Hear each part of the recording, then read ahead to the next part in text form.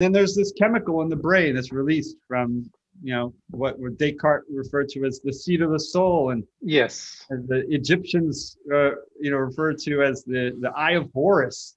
The only unilateral structure in the brain is In the brain. And it seems like a very interesting structure, and it's been implicated in mystical states only because there is some limited data, like Horacio was alluding to, that its data is not very convincing, but it is the data that does exist. It shows that it's a precursor to a chemical that's naturally occurring in the brain and is DMT.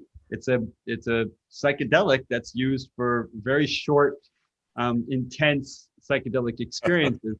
Mm-hmm. And so that's why I was thinking with Sadhguru, you've been referring to the moon and working with the moon, the cycle of the moon specifically for spiritual purposes. David, the thing is, see, in the yogic system, there are simple processes with which, particularly on full moon nights, where you can get totally stoned out just on moonlight. Mm-hmm. There are processes to do that. And as you can see, I don't know what that DMT is, you can see I'm on it all the time. No substance from outside, it's from within. It is in some way, on one level, in the physiological level, the significance of yoga is to stay in tune with the sun and moon cycles in relation to the planet.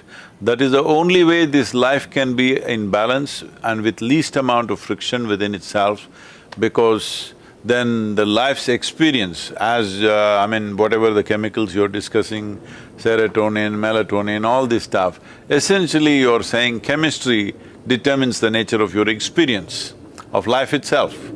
So, to maintain that chemistry which is always blissful and ecstatic, moon and being aligned with the moon is a very important part of it.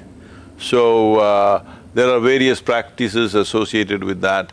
One thing I would like to request Professor Horace is if they can invest a certain amount of attention towards what is happening in the gut with the full moon, new moon, I think it may be far more easily measurable than what is happening in the brain, because what is happening in the brain, we see it only as a consequence. The real thing is happening in the gut. You may see certain effects in the brain. What is a consequence is one thing, but the process, the changes that are happening within the gut region is very big. What is happening is there more solid kind of stuff, it is more tangible, that maybe it is more easily measurable than what's happening in the brain.